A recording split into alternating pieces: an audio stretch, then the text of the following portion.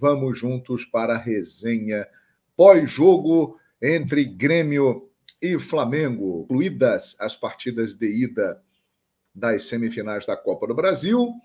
Na terça-feira, Corinthians 2, São Paulo 1. Esse jogo aí está inteiramente aberto, nada definido. E em Porto Alegre, Flamengo 2, Gabigol e Thiago Maia, Grêmio 0. O Flamengo é copeiro. É isso aí. O Flamengo, este ano, em 2023, nós estamos entrando no mês de agosto. Até agora, as grandes atuações do Flamengo foram em Copas e na Copa do Brasil. Porque eu destaco os 2 jogos contra o Fluminense pela Copa do Brasil, que o Flamengo se apresentou muito bem, e o jogo desta noite, em que o Flamengo venceu o Grêmio por 2-0. Eu estou até em dúvida, se a atuação do jogo contra o Grêmio, 2-0, foi superior ao jogo do Fluminense. Porque me lembro que no jogo de ida contra o Fluminense foi 0-0 e o Flamengo foi dominante, e no jogo da volta o Flamengo foi bem também e venceu por 2-0. Então, acho que não tem muita dúvida que essas foram as melhores atuações do Flamengo na temporada até aqui. Pode ser que eu esteja esquecendo alguma, mas o que me vem à memória de grandes jogos do Flamengo, os 2 Fla-Flus da Copa do Brasil e esse jogo da semifinal da Copa do Brasil contra o Grêmio. E vou falar para vocês, hein? Eu acho que essa foi a melhor exibição do Flamengo sob o comando do Jorge Sampaoli. Porque o Flamengo, desde o início do jogo, começou o jogo, ele controlou as ações. Ele entrou num ritmo diferente, numa pegada diferente. Se você analisar o jogo contra o América Mineiro no último sábado no Maracanã, o Flamengo, desde o apito inicial do árbitro, começou completamente diferente. De uma outra forma, muito mais intenso. Nos primeiros 10 minutos, o Flamengo controlou o jogo e o Grêmio teve chances em entregadas, em erros do Flamengo. Uma delas, o Everton Ribeiro, que fez uma péssima partida, diga-se de passagem, acabou dando a bola para o Luís Soares, que do meio-campo tentou encobrir o Matheus Cunha, e numa outra, o Matheus Cunha acabou saindo errado e o Grêmio teve a chance de fazer o gol. Foram as 2 chances que o Grêmio teve, porque o Flamengo chegou a ter 70% de posse de bola no primeiro tempo. E numa jogada do melhor jogador do Flamengo enquanto esteve em campo, surgiu o gol que deu a vantagem ao rubro-negro carioca. Wesley, lateral direito, 18 anos, que entrou ali numa fogueira danada porque não tinha outra opção. Mateuzinho machucado, Varela estava mal e se machucou, então vai com o Wesley mesmo. E o garoto, com altos e baixos, ele está cada vez mais num viés de alta, com muita personalidade, amadurecendo, com a confiança do Sampaoli. E ele hoje fez o melhor jogo dele no Flamengo desde quando ele virou titular. Ele já teve outros bons momentos, mas a partida de hoje dele foi espetacular. Inclusive a jogada do gol, que ele arranca lá do meio-campo, lá da direita, leva para o meio. Os jogadores do Grêmio não conseguiram pará-lo, conter com a falta, e ele acha um passe muito bom para o Bruno Henrique, e aí a fusão foi feita. A dupla histórica apareceu de novo. Bruno Henrique e Gabigol. Bruno Henrique achou o Gabigol na área, eles se conhecem muito bem, e hoje escreveram mais uma página da sua linda história. Assistência de Bruno Henrique e gol decisivo de Gabigol, que hoje também se tornou um personagem do jogo, porque aconteceu algo raro na carreira dele. Na maioria das vezes, quando é pênalti, Gabigol pega a bola, vai lá e converte. Mas hoje não. Ele bateu muito mal, um pênalti que realmente aconteceu, num passe do Arrascaeta de cabeça para o Everton Ribeiro, um bolão do Arrasca, que daqui a pouco será tema de comentário aqui, e aí o Everton Ribeiro, ao tentar devolver a bola para dentro da área, o Bruno Alves estava com o braço aberto, pênalti, Gabigol batendo, e o Gabriel Grando pegou, mas o Gabigol bateu mal, bateu mais para o meio do gol. Não bateu como normalmente ele pega. O Gabriel acertou o canto, defendeu e evitou que o Flamengo abrisse a vantagem. No final do primeiro tempo, o Renato, percebendo que o Wesley estava sobrando, deitando e rolando, o que ele fez? Ele coloca o Ferreirinha.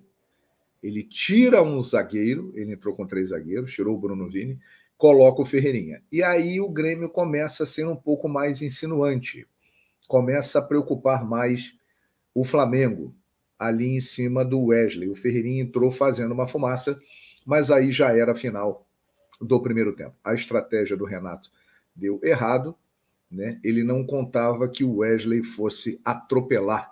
E quando ele abriu o olho, já era. O Wesley tinha feito o seu melhor jogo no Flamengo. Levou um cartão amarelo, o Wesley, e inclusive será desfalque na partida de volta da Copa do Brasil contra o Grêmio. Ele e o Kahneman, né, que levou 2 cartões amarelos e, consequentemente, um vermelho, muito bem aplicado pelo Rafael Claus. Um lance do Everton Ribeiro no início do segundo tempo, em cima do Ferreirinha, na minha avaliação, era para o Everton Ribeiro levar o cartão amarelo.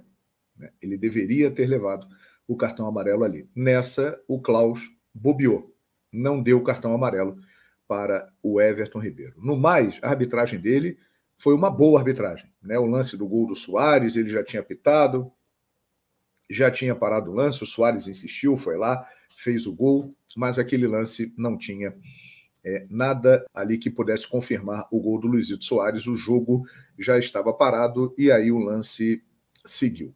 Resumindo, né, sempre vai aparecer aquele comentário, e tal, arbitragem, aquela coisa toda, mas o Flamengo foi muito superior ao Grêmio. O Flamengo mostrou a sua superioridade e transformou o jogo, principalmente no segundo tempo, numa partida tranquila, principalmente depois que o Kahneman saiu, foi expulso acertadamente. E aí o Flamengo ficou com um jogador a mais, o Wesley já tinha cartão amarelo, o Sampaoli, temendo que ele pudesse ser expulso também, o árbitro poderia compensar, tirou o Wesley, colocou o Varela, que realmente hoje é um reserva do Wesley. A diferença do nível de atuação do Wesley para o Varela foi gritante. E aí, o Flamengo levou o jogo numa boa. Poderia ter feito mais gols, poderia. Perdeu um pênalti com o Gabigol. O Pedro, quando entrou no lugar do Gabigol, acabou perdendo algumas oportunidades importantes. O Grêmio, no segundo tempo, em cima do Varela, que não joga há algum tempo e estava meio perdido na marcação, criou algumas oportunidades, mas tudo na base do vamos que vamos, na base do empurrão da galera, da velocidade do Ferreirinha. O Suárez lutou muito, brigou muito, mas acabou sendo encaixotado pela defesa do Flamengo. O Flamengo, no geral, fez uma grande partida, foi superior ao Grêmio e mereceu a vitória por 2-0, que poderia ser demais, e o Flamengo dá um passo enorme para ser finalista da Copa do Brasil. Agora, poderá perder até por 1 gol de diferença no Maracanã. Se o Grêmio vencer por 2 gols de diferença, a decisão irá para os pênaltis. E se o Grêmio vencer por 3 gols de diferença ou mais, o Grêmio se classifica para a final. Tem chance o Grêmio? Tem chance. É futebol. Mas convenhamos que é uma missão muito difícil para a equipe do técnico Renato Gaúcho. Agora vamos falar de individualidade. No time do Flamengo, para mim, o melhor, enquanto esteve em campo, foi o Wesley. Grande jogo. Grande partida do Wesley. Fabrício Bruno, uma atuação extraordinária. Que zagueiro esse rapaz, né? Ele, tecnicamente, ele não é dos mais refinados e brilhantes, mas ele é um zagueiraço. Ele é rápido, ele se posiciona bem, ele antecipa as jogadas, ele joga simples, ele não enfeita, e de vez em quando até ele vai para o ataque e tenta fazer alguma coisa, como fez hoje, uma boa jogada quando partiu pelo lado direito. Fabrício Bruno, uma grande atuação. E teve ao lado dele o Léo Pereira também fazendo um bom jogo. Compõe uma dupla muito boa, Fabrício Bruno e Léo Pereira. Thiago Maia, que vem sendo muito criticado, mas hoje, ou ontem, na minha opinião, fez uma ótima partida. Além do gol que marcou, ele foi muito eficiente na marcação no meio-campo. Ele lembrou o Thiago Maia do período que Dorival Júnior esteve no Flamengo, onde ele foi um jogador muito importante e destacado ali no meio-campo na marcação. Thiago Maia fez um belo jogo. O garoto Vitor Hugo fez um jogão também. Marcando bem, saindo com a bola dominada, cabeça em pé, muita classe, muita categoria, é um grande jogador e de grande potencial. E o Felipe Luiz para tudo. O Felipe Luiz, ele é um intelectual da bola. O que ele joga de futebol é um negócio impressionante. Ele é inteligentíssimo. Ele tem um QI futebolístico muito grande. E hoje, um posicionamento interessante, né, que o Sampaoli o colocou, não foi a primeira vez que isso aconteceu, já aconteceu em outras partidas. Ele era um meia lateral. Ele flutuava de lateral para meia. Muitas vezes ele aparecia pelo meio, muitas vezes ele aparecia pelo lado, mais pelo meio do que pelo lado. Agora, com uma clara evidência, né, com uma inteligência, com uma lucidez para jogar futebol. Eu até botei no Twitter isso, e eu acho o seguinte: se o Felipe Luiz, dizem que ele vai encerrar a carreira no final do ano, né?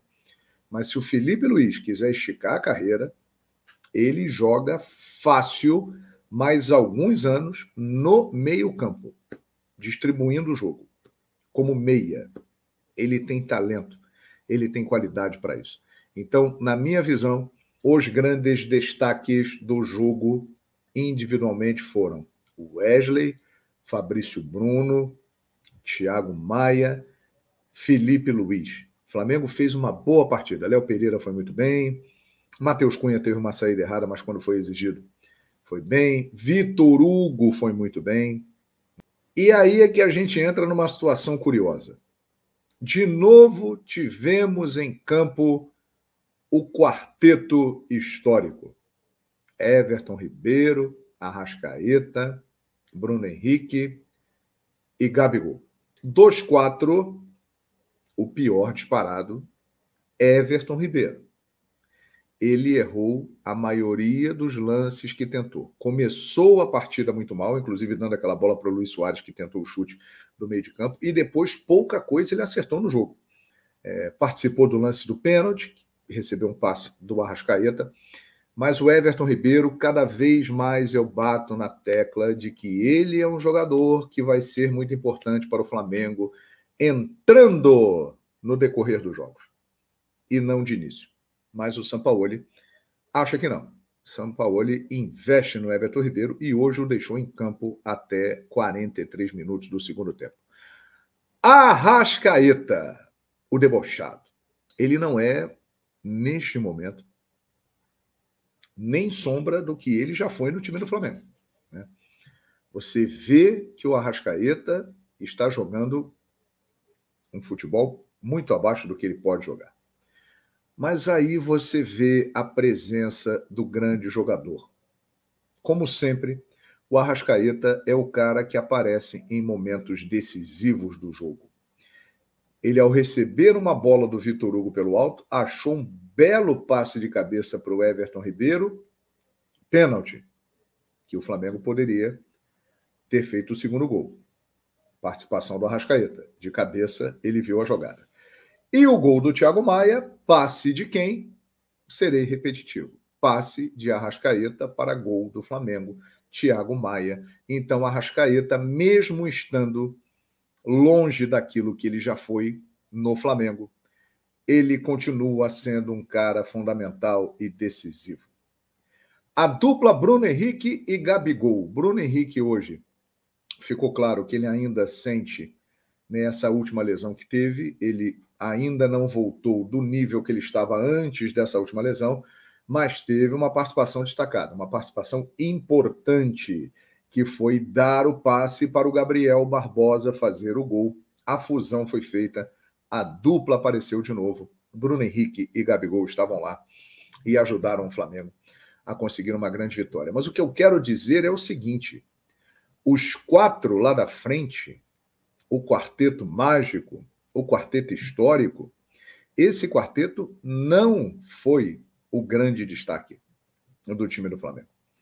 Eu destaco outras peças que foram superiores, né? E elejo aqui o Wesley, Fabrício Bruno, Felipe Luiz, Thiago Maia, Vitor Hugo. Esses caras jogaram muita bola. Com menção honrosa para Léo Pereira, Arrascaeta pela participação nos momentos decisivos, Bruno Henrique e Gabigol pelo lance do gol e também por outras participações, né? Everton Ribeiro destoou, deixou muito a desejar e foi um jogador que em muitos momentos atrapalhou o time do Flamengo, mas ele segue como um jogador intocável, como titular absoluto do Flamengo. Acho que ele é mais útil quando vem do banco. Outro detalhe importante, e aí a gente vê a força do elenco do Flamengo. O Flamengo não teve hoje Gerson suspenso, Davi Luiz machucado e Pulgar machucado. São 3 grandes jogadores, mas não fizeram falta. O Flamengo não teve também Ayrton Lucas. Ayrton Lucas também não jogou. Então o Flamengo não teve Gerson, Ayrton Lucas, Pulgar e Davi Luiz. 4 grandes jogadores. Não fizeram falta no jogo de hoje. O Flamengo superou e muito bem essas ausências pesadas num jogo difícil contra o Grêmio. O Grêmio só tinha perdido um jogo em casa nesta temporada para o líder do Campeonato Brasileiro, o Botafogo, para vocês perceberem a relevância dessa vitória que o Flamengo construiu. E outra coisa, né, gente? Podem negar, falar o que for, mas o Flamengo tem sido muito diferente nas Copas do que no Campeonato Brasileiro. E na Copa do Brasil, mais ainda, né? Sábado tem um jogão contra o Atlético Mineiro lá no Mineirão. Os jogadores do Flamengo podem entrar lá, jogarem muito, ganharem o jogo e tirarem esse panorama que está cristalino. Está todo mundo vendo isso. O Flamengo, na Copa do Brasil, principalmente, onde tem feito as suas melhores atuações, e na Libertadores da América, tem sido um time completamente diferente do que no Campeonato Brasileiro.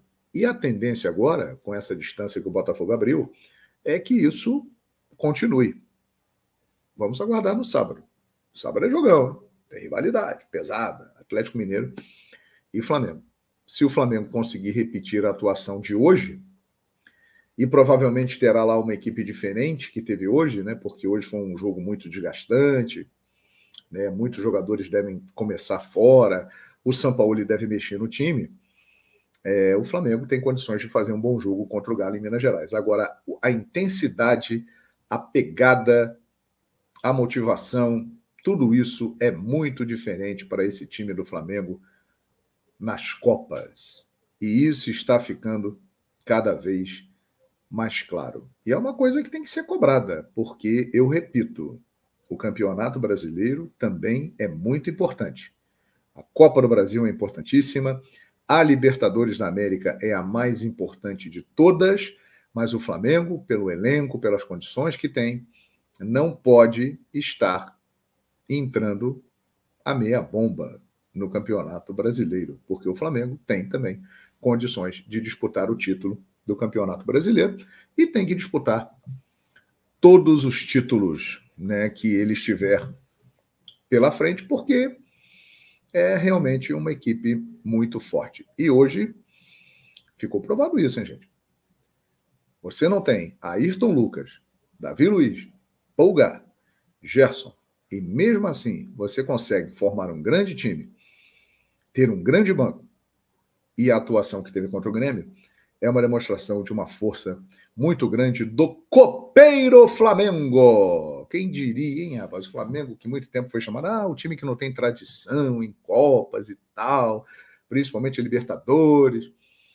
O copeiro Flamengo. O Flamengo está cada vez mais sabendo jogar Copas e tem tudo para, de novo, fazer uma grande Copa do Brasil, ir até a final e ir bem também na Copa Libertadores da América. Essa é a minha opinião. E aí, concorda comigo? Deixe o seu like, comente, compartilhe e participe!